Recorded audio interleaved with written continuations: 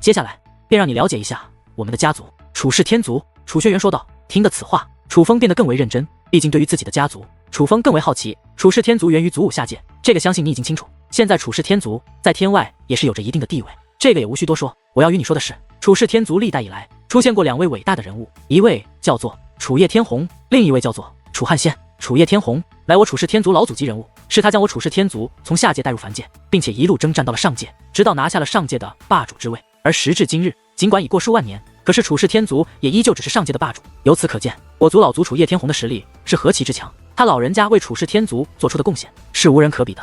楚汉仙则是自楚叶天虹之后，楚氏天族天赋最为卓越之人，他的实力甚至超越了楚氏天虹，有希望让楚氏天族登上星域之主的地位。只是可惜，楚汉仙闯入其他星域，从此便再未有过任何音讯。虽然楚汉仙的结局有些遗憾，可楚氏天族之人却都当铭记他为楚氏天族所做出过的贡献，尤其是你更应该记住，因为楚汉仙乃是我之父亲，你的爷爷。楚轩辕说道。爷爷。楚风本以为自己的父亲了不起，却没有想到自己的爷爷竟然更了不起。父亲，我爷爷真的再无音讯，他是死了吗？楚风关切地问道。先不说自己的爷爷实力如何，只因是自己的爷爷，楚风就发自内心的希望自己的爷爷还活着。我曾查找过，都未能找到，但种种迹象都表明你爷爷怕是已不在世。关于你爷爷的事，你不必多想，也不要插手。楚轩辕说道。听得此话，楚风内心一震，尽管自己的父亲没有明说，可楚风却也能够意识到自己爷爷的失踪定然有着诸多隐情。凡儿，你现在要知道的是，我们这一脉在楚氏天族之中乃是单传，你爷爷只有我一个儿子，也只有你一个孙子。我们父子俩本在楚氏天族，本该享受无尽荣耀。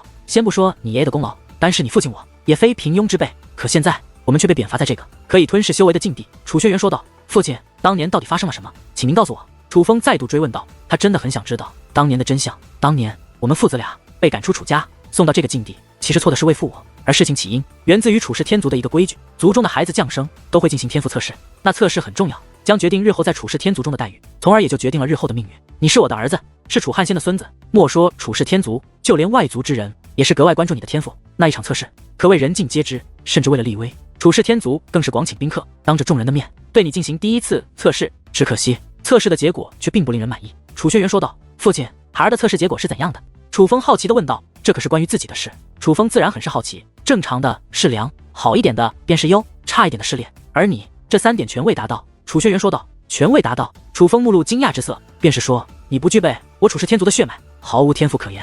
楚轩辕说道。我竟是这样一个废物。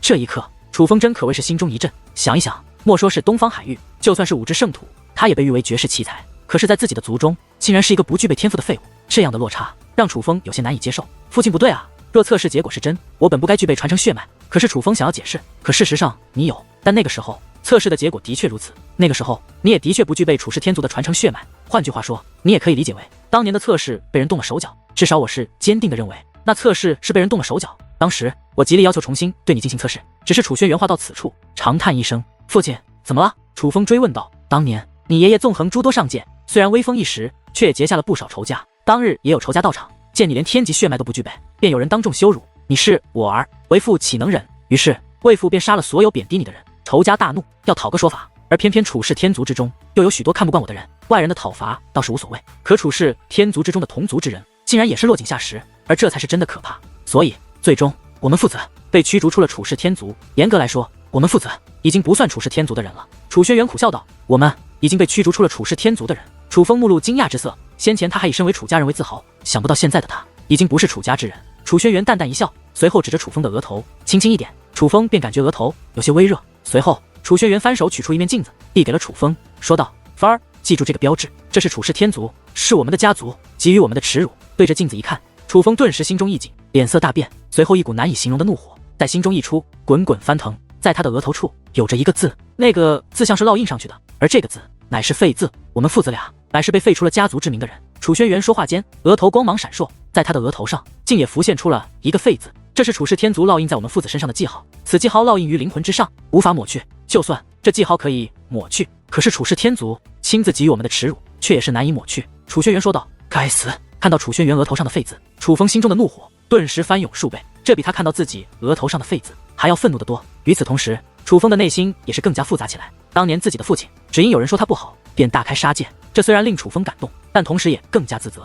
其父对他的关爱已经无需多说，可是假如不是自己天赋太弱，被人抓住了画柄，也就不会有今天。这一刻，楚风才真正的意识到，原来老猿猴当初的话并没有错。其实他父亲的荣耀是因他而被剥夺的，一切皆因他。其实我们父子已是废人，只要离开楚氏天族便可。但是正因为族人的落井下石，才使得我们连自由之身都没有，反而被自己的家族软禁了。若是被囚禁在其他地方也就算了，偏偏被囚禁在了这里。这里是楚氏天族的禁地，在这里说的好听是囚禁，但实际上就是想要废掉我们父子。楚轩辕说道：“真是该死，楚家人都该死。”得知真相，楚风气得咬牙切齿，那股杀意已经无法掩饰的散发而出。此时此刻，楚风真的有一种要灭掉楚家所有人的冲动。很好，愤怒就对了，没有血性，没有脾气，便枉为男儿，更枉为我楚轩辕的儿子，枉为楚汉仙的孙子。凡儿一定要记住这个耻辱，这个耻辱是楚家人给予我们的，想要抹去这个耻辱，却只能靠我们自己。当初若是你天赋绝伦，就算我大开杀戒，可楚家家主为了将来考虑，也不会让我父子落到这般田地。要知道，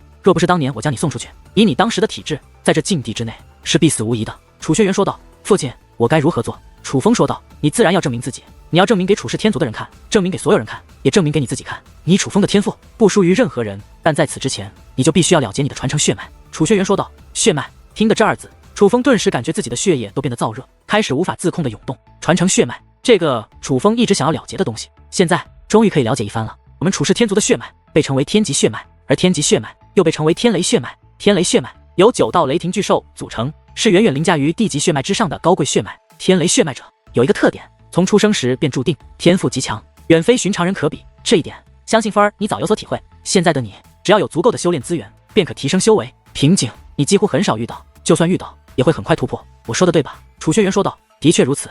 楚风连连点头。天雷血脉注定优于寻常人，但却也并非无所不能。你若这样下去，成为半祖倒是不难，可是想成为五祖，几乎不可能。楚轩辕说道。为何？楚风双眼放大，凝重地问道。毕竟这事关自己未来的前途，这便是天雷血脉的弊端。若只是无限的耗费这种天赋，便注定了日后的成就将会有限。楚轩辕说道。父亲，可有解救之法？楚风追问道。芬儿别急，我楚氏天族能有今日成就，自然早有化解之法。其实很简单，那便是修炼特殊的玄功。这种玄功可与天雷血脉合二为一，修炼玄功之后，便会失去那种超然的天赋。每到一重境界，都会遇到一个瓶颈，唯有通过自身的感悟，才能突破瓶颈，并且在突破瓶颈的关键之际，玄功会散发出独特的力量，引来劫难。唯有扛过劫难者，才能真正的突破。而正因为这玄功的特殊之处，所以这种玄功被称为自罚玄功。自罚玄功，楚风心头一震。所谓自罚，就是惩罚自己当初不靠感悟，便获得他人辛辛苦苦才能修来的修为。楚轩辕说道。自罚玄功，想不到我们的传承血脉竟然如此复杂。楚风只知道自己的传承血脉很强，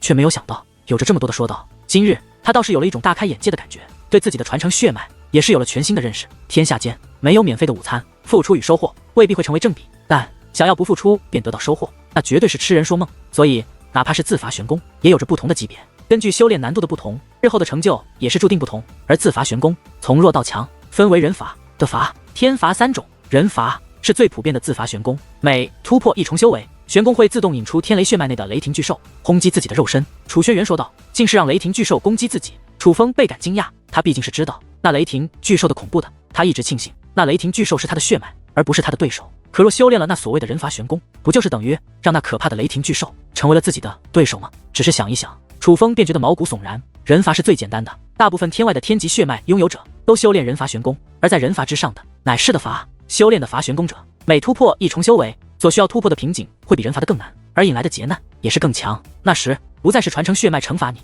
而是由的罚血脉引来地中神雷来劈打你的肉身。雷霆巨兽再强，终归是属于你的，就算惩罚也不会下死手。可地底引来的神雷却是外物，他们出手可是毫不留情的。正因这样，敢修炼的罚玄功的，都是天赋极好，却拥有一定自信和胆量的人。而在那地罚之上的天罚，就更为利奥的，莫说是每一重的瓶颈难比登天，那从天外深处引来的神雷，更是远非地中神雷可比。莫说是修炼者自身，当那天雷降临之际，周遭的一切都会遭到毁灭。所以胆敢修炼天罚玄功者，少之又少。楚轩辕解释道。的确，楚风表示赞同，因为单单是用听的，他就听出了那天罚玄功的恐怖。而因为3种自罚玄功的等级不同，修炼的时间也是不同。人罚武王之时修炼，的罚半帝之时修炼，天罚5帝之时修炼。楚轩辕解释道。父亲，我现在已经是7品5帝，人罚和的罚都修炼不了了，难道说父亲迟迟不与我说起此事？是，早就准备让我修炼天罚。楚风表面平静，内心早就变得冒起了冷汗。虽然他父亲一直不管他，可他也看得出来，他父亲是在暗中观察着他。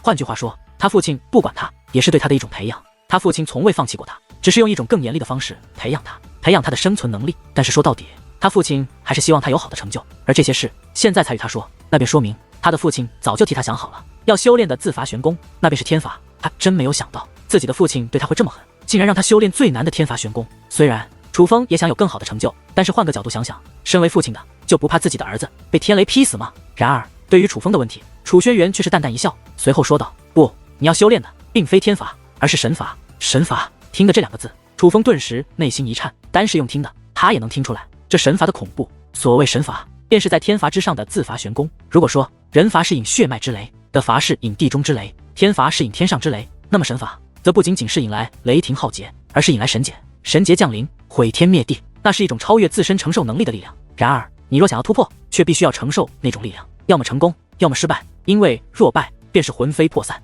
如果说其他的自伐玄功是在承受能力内接受惩罚，那么神罚玄功便是在承受能力之外接受惩罚。所以修炼神罚玄功后，每突破一重修为，都是一场真正的蜕变。楚轩辕解释道：父亲，这么厉害的自伐玄功，有人修炼过吗？楚风凝重地问道。神罚玄功可不是什么人都可以修炼的，据我所知，修炼过的只有2个人。楚轩辕说道。是谁？楚风追问道。这2个人，一个便是你的爷爷楚汉仙，另一个便是你的父亲楚轩辕。楚轩辕说道。哇，听得此话，楚风顿时一愣。本来他还想找理由拒绝，可是听到这里，他发现他再也找不到拒绝的理由了。自己的爷爷与父亲都修炼了这种神罚玄功，并且都成功了，若是到了他这里选择退缩，未免也太不争气，太丢人了一些。莫说外人怎么看他，在他自己来看，也会辱没了自己的爷爷与父亲的名声。并且当得知自己的爷爷与父亲都修炼了这神罚玄功后，楚风也是发自内心的对这神罚玄功有了兴趣。凡儿，当年你的爷爷没有逼迫我，所以我也不会逼迫你。我现在与你说，便是给你一个选择的余地，天罚和神罚，修炼哪个你自己来选。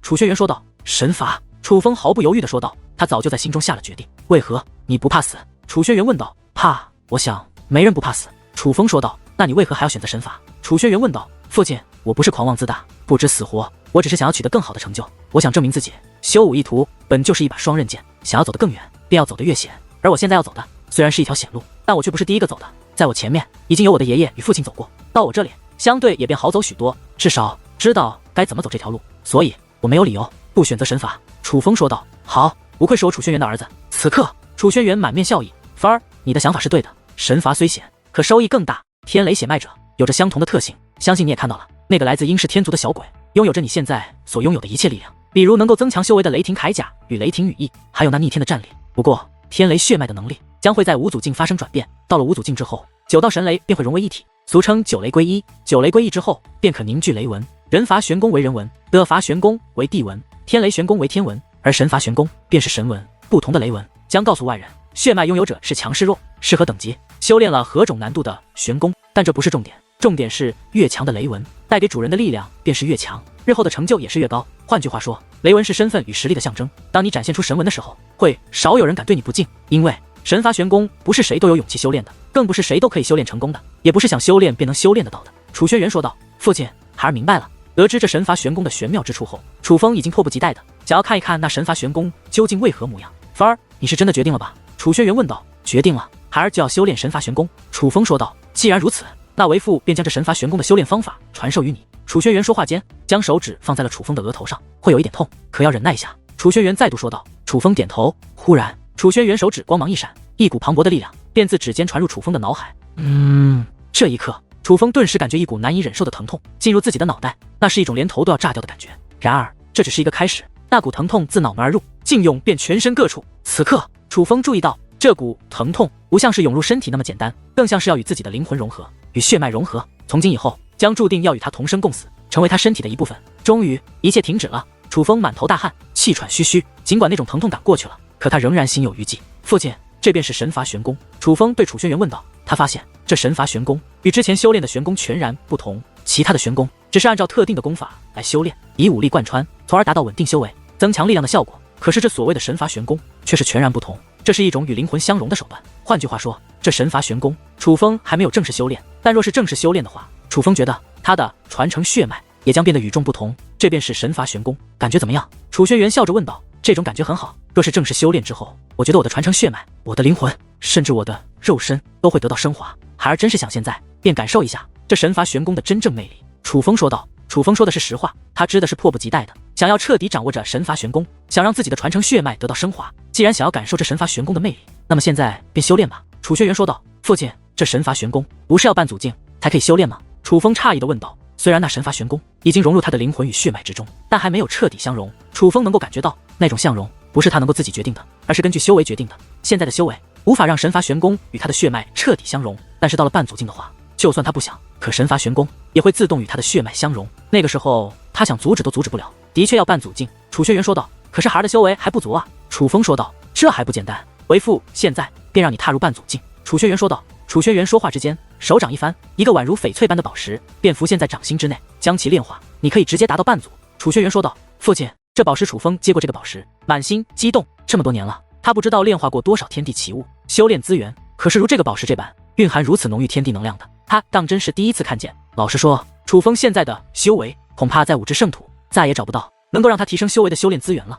可是此刻楚轩辕给予楚风的这个宝石却可以帮助楚风直接从7品5帝提升到1品半祖，连续跳跃3重修为，这可是楚风之前想都不敢想的。为父这么多年没帮过你提升修为，就是想让你亲自经历一些事情，磨砺你的心性，这一次算是为父对你的补偿。楚轩辕淡淡的笑道。多谢父亲。楚风站起身来，施以大礼。都说了，父子俩便不要多礼，将其炼化吧。楚轩辕将手中的宝石抛了起来，见状，楚风则是嘴巴一张，竟直接将那宝石咬在口中，随后便盘膝而坐，开始炼化这颗宝石。一时之间，汹涌的天地能量在楚风体内翻腾，不断的涌入楚风的丹田，被楚风的神雷所炼化。而在这种情况之下，楚风的修为也是不断的攀升，8品5帝、9品5帝，当足8道雷霆自楚风的体内奔腾而出，随后又进入体内之后，楚风的修为已经达到了1品半祖。一切就如楚轩辕所说的一样，这颗宝石的天地能量真的让楚风从7品5帝直接提升到1品半祖，没有使用雷霆铠甲，也没有使用雷霆羽翼，没有用任何提升修为的手段，楚风此刻的气息便是1品半祖，成为了一名真正的半祖级强者。并且楚风可不仅仅是修为达到了1品半祖这么简单，他还获得了一重逆天战力，他的逆天战力已经达到了逆战6品。忽然楚风手臂摆动，顿时4周的祖级武力便浮现而出，进入楚风的体内，为楚风所用。感觉如何？楚轩辕问道。终于可以掌控祖级武力了，半祖不愧是半祖，果然非5帝可比。而我现在的战力也已是逆战6品，比先前强了不是一星半点，这种感觉当真是极好。楚风兴奋地说道。半祖自然是强过5帝，只是你的逆天战力虽然说是逆战6品也对，但说是逆战3品更为合理。楚轩辕说道。逆战3品，楚风有些不解，能够成为5帝者都具备逆战3品战力，而莫说上界，就算在凡界，5帝强者也是多如牛毛。而在天外，5帝是一个分界线，能够达到5帝者才算得上是合格的修武者，未能踏入5帝者，那便是天赋极差之辈，是会受人唾弃的。而5帝者既然都有逆战3品战力，所以你的6品战力哪怕与最寻常的5帝对比，也只剩下了3品，更何况你日后将要面对的敌人不可能是5帝以下的，而皆是5帝以上的。所以从现在开始，你要记住，哪怕你面对的是最寻常的对手，但你的优势也只是逆战3品而已。楚轩辕说道。想不到在5至圣土可以只手遮天的5帝，在天外竟只是刚刚达到合格修武者的要求。得知此事，楚风越发的意识到，为何5至圣土，也就是这个所谓的祖武下界，会是众多下界之中最衰败的一个。原来与浩瀚天外比，这里的修武者竟是如此的不堪。凡儿，你还小，当你进入天外，便会发现，哪怕是你现在比寻常的半祖强者多出逆战3品的战力，可其实你也并非同辈中的最强者。先不说在天外的诸多天族有很多，而除了拥有天级血脉的人族外，还有许多拥有强大血脉的妖兽，并且到了天外，你便会发现真正的天赐神体也是很强的。楚轩辕说道。莫非天外的那些天赐神体很强，能与我们的天际血脉相提并论吗？楚风问道。在5至圣土，他也见识过许多天赐神体，虽然也很厉害，可是在楚风看来，那是与地级血脉一个级别的力量，与他的传承血脉比相差很多，甚至不在一个级别。这个也是因人而异，弱的天赐神体便如你在此处见到的一样，只能与地级血脉相较量，甚至有的人还不如地级血脉拥有者。但同样的，有的天赐神体拥有者很强，莫说与我天际血脉相提并论，甚至有一些天赐神体所掌握的天赐神力更是超越了寻常天级血脉。而在天外，这种厉害的天赐神体还是比较多的。楚轩辕说道。忽然楚风长叹一声。凡儿，怎么了？楚轩辕问道。在这个世界生活了这么久，虽然每当仰望星空的时候，我也知道自己是在坐井观天，可是当真的确定这一切，当确定我在此处真的是坐井观天后，这种感觉还真是有些不好受。楚风苦笑道。他能够意识到，在此处他依旧是绝世奇才，但是当他进入天外，他便要变得平凡起来。尽管他是天级血脉拥有者，但是在天外能够与他比较的则有很多，甚至比他强的也会有很多。小辈之中，想要成为最强将是极难，等待他的注定是一条艰难的修行路。凡儿，天级血脉也有强弱之分，而你修炼的乃是神罚玄功，待你成为5祖，达到9雷归一，你便会获得神纹。那个时候，哪怕在天外，你也将是一颗璀璨的星星。只是别看现在的你，距离5祖只是9重境界的距离，但却是很艰难的一段修武路。楚轩辕说话间，又取出了20颗蕴含着浓郁天地能量的宝石，他将这些宝石递给了楚风，说道：一口气将其炼化。是，楚风不敢怠慢，一口气将20颗宝石全部炼化。可是楚风却并未能够成功突破一重修为，他的修为还是1品半祖。他能够感受到汹涌的天地能量就在丹田内汇集，这些天地能量本足以让他突破修为，只是却有着一道无形的墙阻隔了他与传承血脉之间。若是无法突破那道墙，传承血脉便不会去炼化那磅礴的能量，而他便也无法突破修为。在这一刻，楚风意识到天地能量再也不是他能够突破修为的关键。从此刻起，他的修行之路将要变得全然不同。现在你丹田内汇集的天地能量足以让你突破到3品半祖，但你现在却连2品半祖都无法达到，而这便是瓶颈。你需要自己去感悟修炼之道，且想办法利用你的传承血脉与你一起突破那道瓶颈。不过当你突破瓶颈之后，却也并不会像往常一样直接突破修为，你会引来浩劫，一场毁天灭地的神雷将会从天而降，轰击你的肉身。唯有扛过那一切，你才能真正的突破。之所以会这样，那是因为你已经成功的修炼了最高级别的自伐玄功、神伐玄功。但有至关重要的一点，我还要提醒你，虽然你修炼神伐玄功之后，想要突破修为已是更难，可是你每突破一重修为，所需要的天地能量依旧会越来越恐怖。而我不会一直给你修炼资源，我能给你的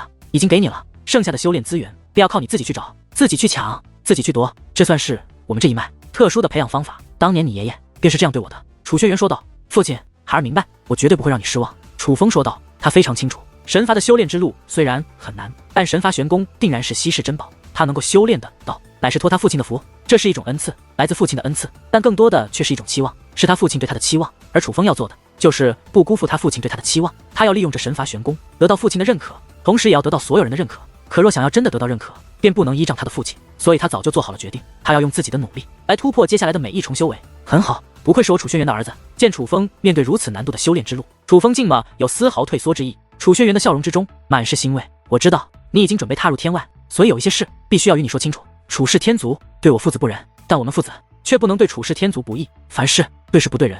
当年的确有楚家之人对我们父子暗中使了绊子，但不代表所有楚家之人都想害我们父子。事实上，当年楚家家主决定将我们父子关入禁地之时，也有着许多楚家人为我们父子求情。所以你进入天外之后，若是遇到楚家之人，最好不要带有敌意。不过若是有楚家人想害你，也不要仁慈。楚轩辕说道。父亲放心，我明白您的意思，我要做的不是对楚家之人复仇，而是让楚家之人明白他们当初的决定是错误的。但若是真的有楚家人想对付我，我也绝对不会手下留情，不仅是将来要对付我的，还是当初暗中迫害父亲的，我都不会放过。楚风一脸认真地说着，且说此话的时候，眼眸之中有着隐隐寒芒闪烁。很好，恩怨分明，这才像我楚轩辕的儿子。看着这样的楚风，楚轩辕再度欣慰地点了点头，这才继续说道。不过你从此出去，将要踏入的不会是我楚氏天族所在的上界，而是百炼凡界。百炼凡界是我楚氏天族所管辖的诸多世界中所有下界之人必须到达的地方，所以每年百炼凡界都有着无数个来自下界的人进入其中，在那里进行洗涤与磨练。而百炼凡界之名，便正是代表着千锤百炼之意。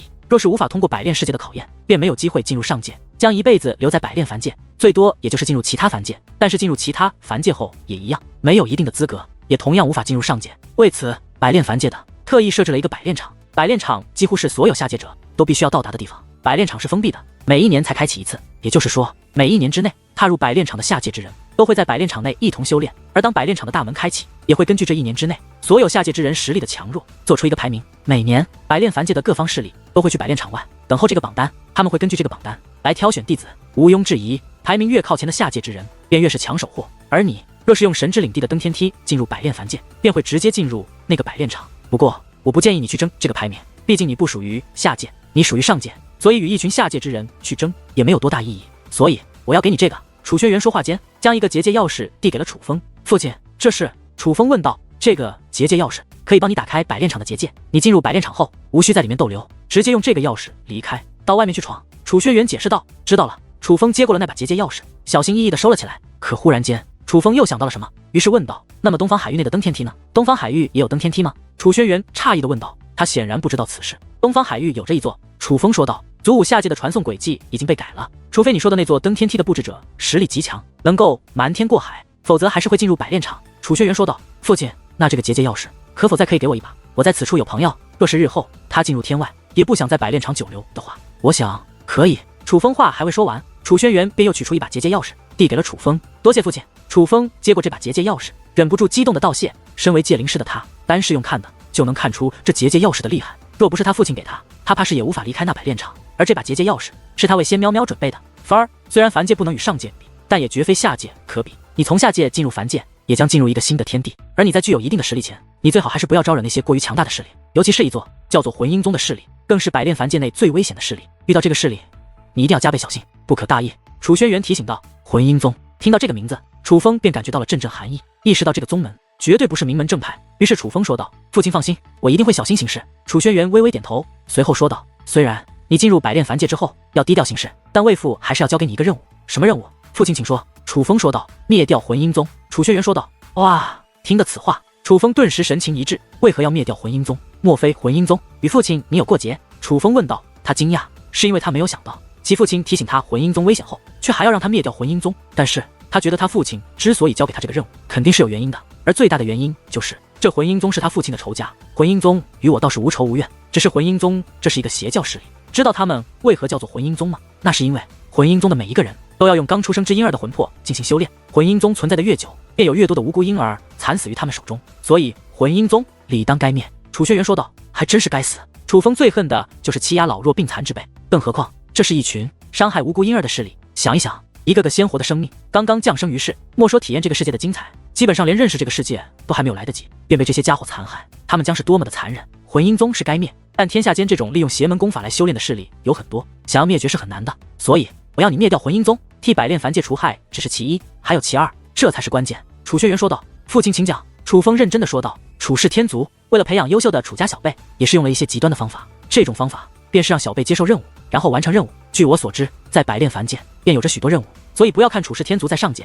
可在百炼凡界也有着楚氏天族的人在，并且小辈居多。但在楚氏天族有着一个规矩，楚氏天族的小辈只要胆敢进入百炼凡界选择执行任务，那么便不受楚氏天族保护，就算有生命危险，也不会有楚氏天族的人插手。换句话说，楚氏天族的小辈在百炼凡界之内，谁生谁死皆是靠他们自己。而百炼凡界一个最高级别也是难度最大的任务，便是灭掉百炼凡界的魂婴宗。只是目前为止一直没有楚氏天族的小辈可以成功的铲除魂婴宗，相反还有许多楚氏天族的精英级小辈死在楚氏天族的手中。久而久之，魂婴宗已经不再惧怕楚氏天族，毕竟杀了那么多楚氏天族的天才都能安然无恙。楚轩辕说道。是楚氏天族故意放任魂婴宗的，只是为了培养楚氏天族的小辈。楚风问道。你说的没错，魂婴宗那种势力在百炼凡界可以作威作福，可若楚氏天族想铲除他，不过是轻松的小事，而之所以不铲除，反而不断的让楚氏天族的小辈去挑战魂婴宗，就是希望有朝一日有楚氏天族的小辈可以灭掉魂婴宗。毕竟自从魂婴宗的任务出现之后，至今为止还没有一个楚氏天族的小辈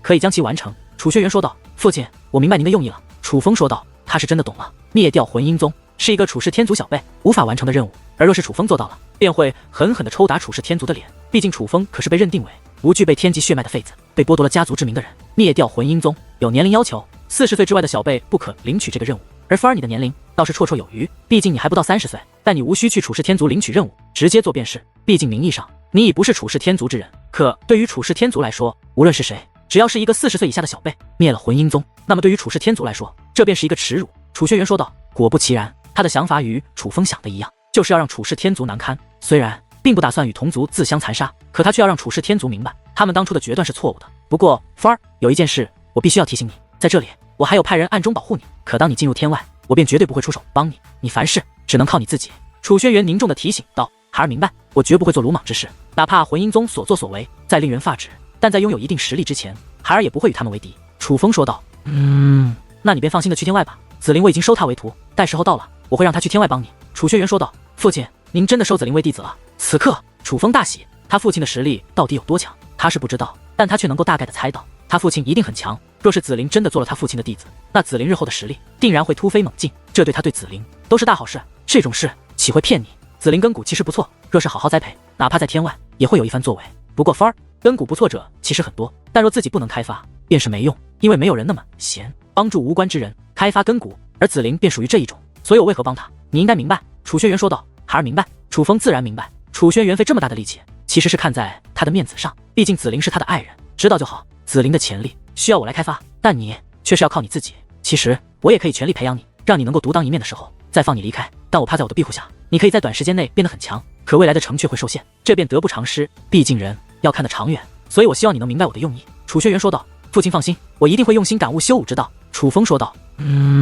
我知道我芬儿是有毅力之人，这点像我，也像你的爷爷。楚轩辕说道。嘿嘿，楚风得意一笑，对于他来说，这样的话便是莫大的夸奖，毕竟无论是他的爷爷还是他的父亲，在天外也都是大名鼎鼎的存在。父亲，您说到了天外，便不再帮我。那么我现在还没去天外，您可以帮帮我吗？楚风说道。凡儿，若要修炼资源，便不要开口了。楚轩辕果断地说道，话语之中尽是冷酷之意。看来他心意已决，真的不会帮楚风提升修为。父亲放心，我的修为，日后我只靠我自己，不会求父亲出手。我需要父亲帮忙的，是另有其他事。楚风说道。什么事？你说吧。见不是修为上的事，楚轩辕这才说道，我有3件事，希望父亲可以帮我。第一件事，我希望您帮我看一下月仙去了哪里，他占据了苏柔与苏美的肉身，我想夺回来。第二件事，我希望您帮我看一下4大圣兽他们的肉身有何不妥之处，因为我曾听岩浆帝君说他们活不久，可我又看不出。楚风说道。月仙已经去了天外，若想去找，便去天外找吧。楚轩辕说道。去了天外。楚风目露诧异之色，他应该不是使用的登天梯，而是一种进入天外的宝贝。登天梯是可以多次使用的阵法，而他用的手段乃是一种只可以使用1次的宝贝。楚轩辕解释道。这么说来，如今的月仙已经在百炼凡界的百炼场内。楚风问道。可能是，也可能不是，这要看那宝贝是何人炼制，且定好的传送方位是何处了。不过那所谓月仙本就是天外之物，且本性应该不坏，否则不可能出手帮你。他之所以出手，不是为了正义，只是因为对你心中有愧。像他这样的家伙，应该不会害苏柔与苏美，你倒不用过多担心。楚轩辕说道。孩儿知道了。楚风颇感意外，他没有想到月仙会是天外之物，但是他父亲既然这么说，就肯定错不了。于是他继续问道，那么4大圣兽呢？他们真的有生命危险吗？楚风真的很想知道4大圣兽的情况，这也是他为何要将4大圣兽带到此处的目的。他从一开始就是想让他的父亲帮他看看4大圣兽如今是否有着不妙的地方。楚风此话一落，楚轩辕便将目光投向了4大圣兽如今所在的方向，看了片刻后，这才说道，青龙、白虎、朱雀、玄武，乃是传说中的4象神兽，若真的存在，本该实力滔天，怎么可能只是区区半祖？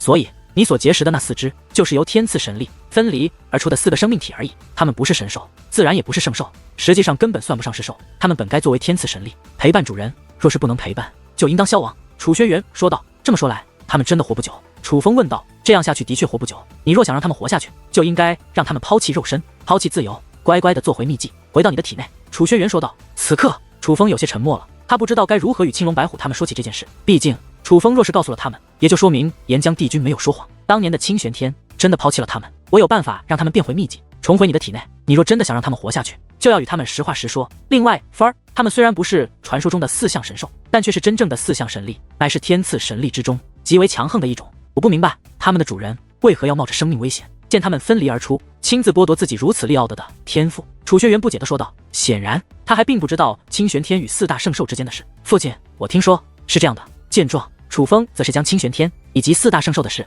还有岩浆帝君所说的话，全部告诉了楚轩辕。他也想让他的父亲帮忙分析一下清玄天当年到底是有何打算，为何要放弃4大圣兽。毕竟清玄天做过那么多的事，怎么看他也不像是一个坏人。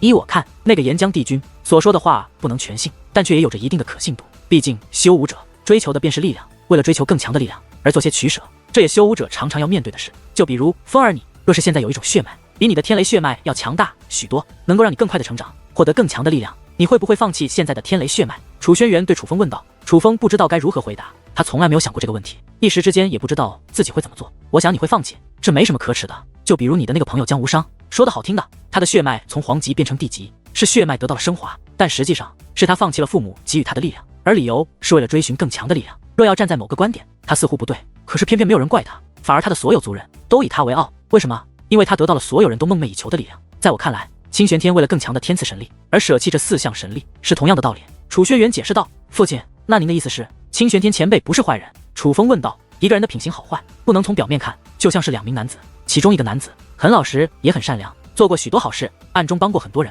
只是不贪图名利，便没有让任何人知道他所做过的好事。同样的，他也很爱他的娘子，可是他娘子背叛了他，并且还想杀了他，吞掉他的家产。与野男人私奔，男子发现后悲痛万分，与其娘子撕扯，极力挽留，可却失手将其娘子杀了。其他人知道此事后，他自然要解释，可因为没有证据，便没有人相信他。相反，人们还都说他人品败坏，那么好的娘子都杀，并且还给自己找理由，给他娘子扣屎盆子，简直就是人中败类，猪狗不如。其中还有许多骂他的人，还是他曾暗中帮过的人。而另外一个男子，表面上对他的娘子非常的好，对所有人都非常的好，乐善好施，好事做尽，所有人都夸他是大善人，说他品行好，甚至要自己的孩子向他学习。可实际上他经常打自己的父母，他自己的娘子还暗中给朋友使绊子，坑害他人钱财，为了金钱甚至杀过无辜的人，只是这一切都没人知道罢了。你觉得这2个男子哪个是好人？楚轩辕对楚风问道。自然是第一个。楚风毫不犹豫地回答道。你知道真相，自然可以分辨得出，可你若不知道真相，只看到表面，你又怎么知道那清玄天是好是坏？楚轩辕说道。多谢父亲提点，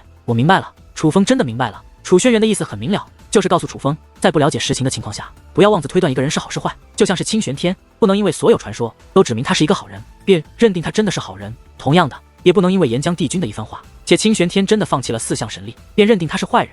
这种情况之下，楚风更愿意去相信清玄天一位好人，毕竟他在清玄天那里得到了诸多好处，都是真的。只不过，哪怕清玄天帮助过自己，可楚风也只是感激，而不会盲目的崇拜他。毕竟，楚风所获得的一切也是与自己努力有关的，而并非清玄天主动且无条件的帮助了他。虽然不知道那清玄天为人如何，不过我有几点还是可以确定的。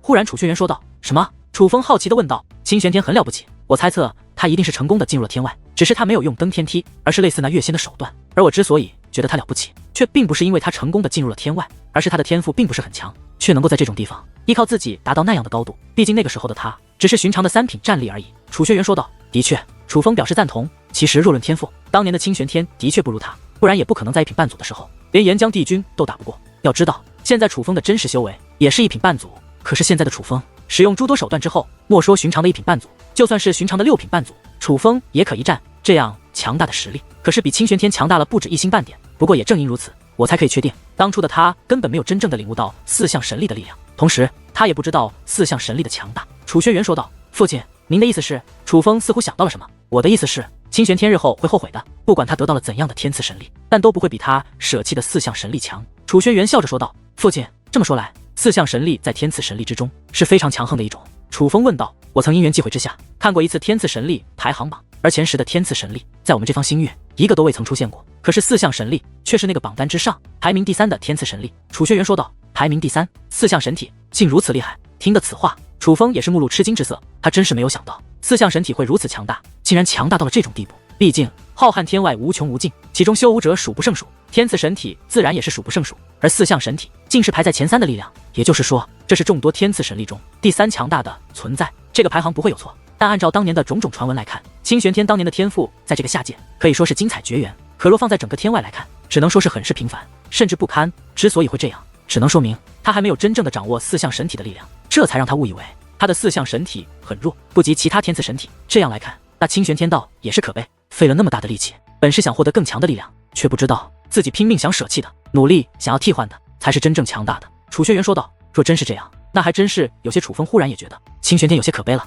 如果说4项神力真的是排名第3的天赐神力，那么清玄天不管当初得到了多么强大的天赐神力，显然也不可能有4项神力强。反而从这个角度来看，当初我们父子被贬罚到这里，倒也算是因祸得福了。毕竟你现在可是4项神力的主人，而这样的天赐神力，若是放到天外，不知道有多少强者会不惜一切代价出来疯抢。楚轩辕说道：“的确，这样想一想，楚风更加能够意识到4项神力的珍贵。只是父亲，这4项神力若想继续活下去，便只能做回秘技，而秘技似乎也不能发挥出他们真正的力量。”楚风说道：“秘技自然无法发挥出天赐神力真正的力量，但若是让他们重做天赐神力，便可以发挥出他们真正的力量。”楚轩辕说道：“父亲，您的意思是让我帮他们找到清玄天，让他们重新回到清玄天的体内？”楚风问道：“傻孩子，排名第3的天赐神力，岂能拱手让人？这可是可遇而不可求的。所以，与其让他们重新归顺清玄天，你何不做他们真正的主人，让他们真正的为你效力？”楚轩辕说道：“父亲，你……”楚风想到了一个可能，可是这个可能却让楚风感到很是震惊。“没错，我就是要你掌握天赐神力，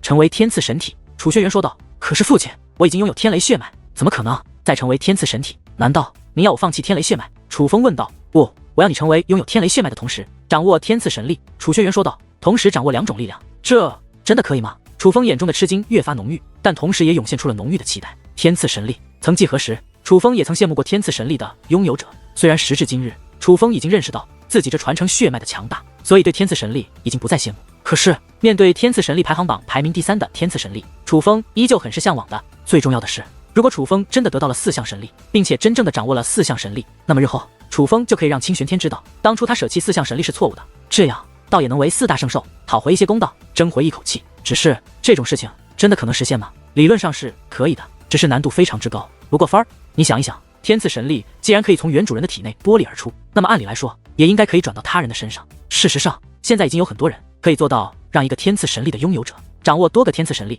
以此来增强力量。只不过天赐神力拥有者的体质似乎与生俱来的就与我们这些人不太相同，所以天赐神力可以转嫁给其他天赐神力拥有者，但想要转嫁给寻常人便很难。不过我知道一个人，他便可以做到这种事。你到天外可以去找这个人，若是他肯帮忙的话，你便有机会成为4项神力真正的拥有者，成为一个同时拥有天赐神力与天雷血脉的超级强者。楚轩辕说道：“这个人叫什么？”楚风问道。牛鼻子老道。楚轩辕说道：“牛鼻子老道。”楚风记下了这个名字。没错，就是叫这个名字。只不过这个家伙很难搞，若想让他帮你，你可是要费一番功夫的。但那都是后话。你现在要做的就是劝4项神力乖乖的做回秘籍。楚轩辕说道：“父亲，那我现在便去。”楚风说道：“去吧。”楚轩辕摆了摆手，楚风便感觉周围一片模糊。当视线恢复之际，竟已经来到了4大圣兽所在的位置。而见楚风来到，老猿猴似乎早就明白了什么，站起身来，向禁地深处行去。此处便只剩下了楚风与4大圣兽。楚风，怎么样？见到你父亲没？4大圣兽见到楚风，皆是颇为关切的问道。见到了，只是4位前辈，有一件事我想与你们说。楚风说道。什么事？4大圣兽一同问道。与此同时，目光变得凝重起来。楚风一归来就与他们说事，这让他们都意识到了不对，你们4位这样下去可能会活不久。楚风说道。听得此话，4大圣兽瞬间便都沉默了。只是这一句话，他们似乎就想到了许多，其中自然也包括岩浆帝君所说的话。这一刻，楚风在4大圣兽的眼中看到了忧伤，那是极度的忧伤。可哪怕如此，4大圣兽在彼此互看一眼后，却忽然抬起头来，露出了一抹笑意，对楚风说道：“楚风，若是这样，怕是便不能陪你共闯天外了。不过，就算我们4个去，也帮不到你什么忙，恐怕还要你照顾我们4个。其实这也是件好事，至少我们4个不再是你的累赘。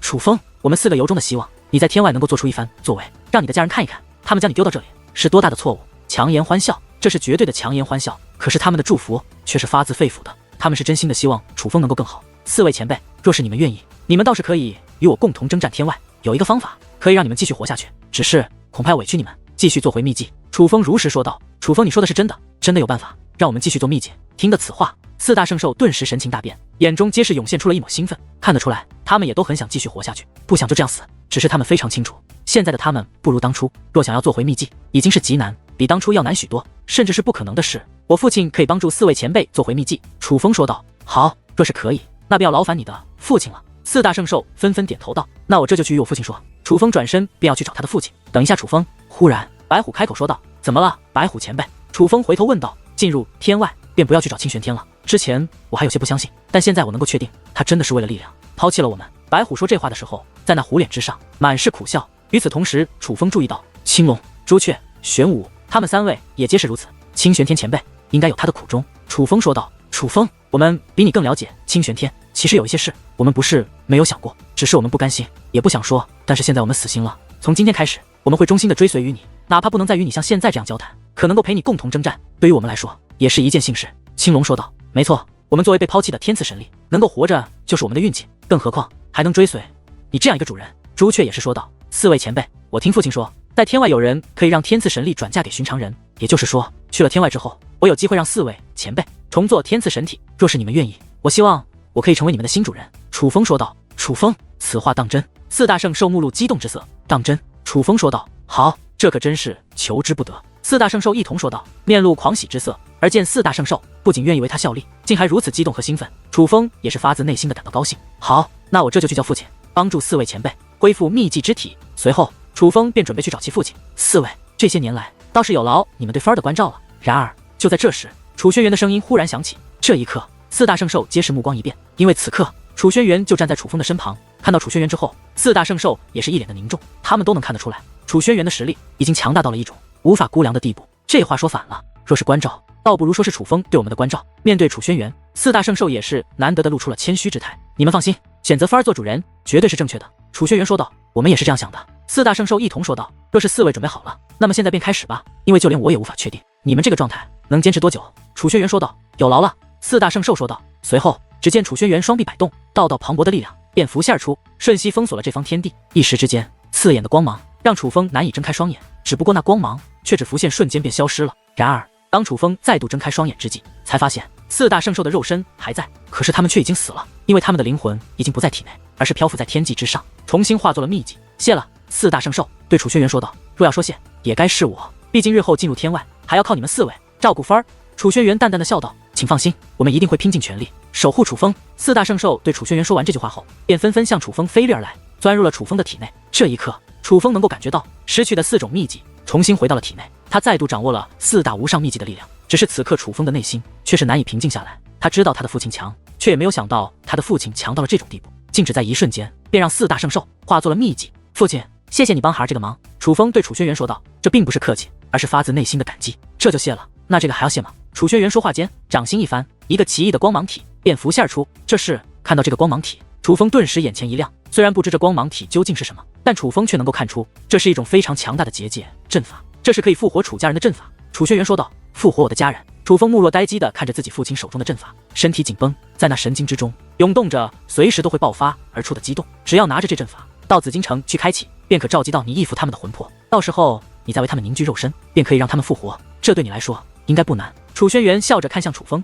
问道：“凡儿，你应该可以办到吧？”“可以，只要召集灵魂，我便可以让他们复活。只是父亲，您我真是不知道该如何感谢您了。”楚风接过那阵法，当真是兴奋得不得了。他没有想到，他的父亲竟然帮他准备了这样一份礼物，大礼。这对楚风来说绝对是大礼。对于楚风来说，最大的心愿莫过于复活自己的家人，但万万没有想到，他的父亲却已经为他准备好了复活之法，并且楚风有一种预感，虽然他之前尝试复活楚家人失败了，可他父亲给他的复活之法一定会成功。父子之间谈何感谢？要说感谢，倒是我该感谢那青州的那些楚家人。不管如何，你年少时期是他们照顾了你，培养了你。楚轩辕说道。看着这样的父亲，楚风彻底相信了自己父亲的伟大。楚家之人当初对楚风并不好，可是楚风的父亲却在感激楚家人，这说明他父亲是一个恩怨分明之人，并且是一个心怀感激之心的人。就像是楚氏天族明明已经将他们父子抛弃，可是他父亲却也告诉楚风，不要让对楚氏天族的所有人进行报复，错的不是楚氏天族，而是那些迫害他们父子的人而已。凡儿，你说有3件事想我帮忙，那么第3件呢？楚轩辕问道。父亲，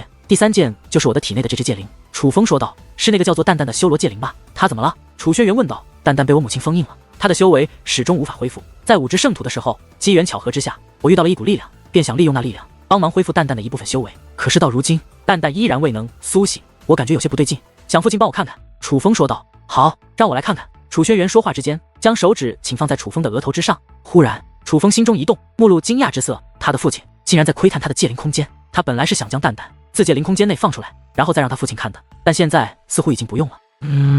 小问题。楚轩辕收回手指，淡淡的笑道：“父亲，您的意思是蛋蛋不会有事？”楚风问道：“凡儿，你的结界之术没有问题，只是那封印你那戒灵的结界之术太过复杂而已。这只戒灵本身的修为，原本的修为应该是在7品5地，与你之前一样。可待这结界之术彻底解开，当他再度苏醒的时候，他的修为至少是半祖境。你知道为什么吗？”楚轩辕问道。“为什么？”楚风追问道。因为他真的不知道，他之前吞噬本源提升修为的速度是不是极慢？楚轩辕问道。“是的。”楚风点头道。这就是关键，并不是他与众不同才导致他吞噬本源，需要的量比寻常戒灵大，一切都是那结界之术闹的，是结界之术在吞噬本源，帮他积蓄力量。换句话说，只要那封印他力量的结界消失，这只小戒灵就会破茧重生，比从前还要强许多。那结界虽然封印了他的修为，让他从1位5帝变得很弱很弱，的确是害了他，但其实那结界之术也是在帮他，因为若靠他自己提升修为的话，未必会有这结界之术帮他积攒力量快。只不过风儿，你的结界之术还不够，在这种时候便帮他强行解开封印，才导致他沉睡不醒。不过倒也没有大碍，只是沉睡的时间比较长而已。你母亲没有刻意的为难你，只要你真的用心破解那封印戒灵的结界，那结界终究是会解开的。只是你力量不足，那么这结界解开的时间便就越久。楚轩辕说道。这么说来，待蛋蛋苏醒的时候，那结界会彻底解开，且蛋蛋的修为会踏入半祖境。楚风问道。的确是这样。楚轩辕说道。太好了。楚风对楚轩辕的话坚信不疑，所以他便确定了蛋蛋不会有事，所以心里的一块大石头便也放了下来。父亲，我的母亲在哪里？忽然，楚风问道。然而，楚风此话一出，楚轩辕的神色忽然一变，目光变得复杂起来，甚至在那一瞬间，楚风忽然感觉到自己好像掉入了满是寒冰的深谷，难以阻挡的寒气破体而入，且覆盖四面八方。但是那寒意只出现一瞬间，并且没有改变周遭任何的食物。这一刻，楚风也是心中一紧，因为那寒意是随着其父亲复杂的目光一同消失的，这说明那寒意很可能是他父亲散发而出的。这让楚风意识到他母亲的事似乎有些复杂，所以才会在其问到他母亲现在何处之际，他父亲会有这样的反应。凡儿，我之前与你说过，此处乃下界，百炼乃凡界，我楚氏天族在上界，而每一个世界都是一颗星辰，一方天空的所有星辰便组成了一个星域，而你母亲在另外一个星域，她不是我们这个星域的人。至于你母亲的名字，我现在还不能告诉你，她现在在哪里，我也同样不能告诉你。但我答应你，当你获得楚氏天族认可的时候，当你让我可以离开这里的时候，我便将你母亲的所有事全部告诉你。楚轩辕说道。好，我知道了，父亲。楚风点了点头。此刻，楚风的内心变得很是沉重，尽管他父亲没有明说，可父亲却也能隐约间听出来，他的母亲的事似乎需要一定的力量才能解决，这恐怕已经不是楚氏天族的事情了，很可能关系重大，甚至连他父亲也无法搞定。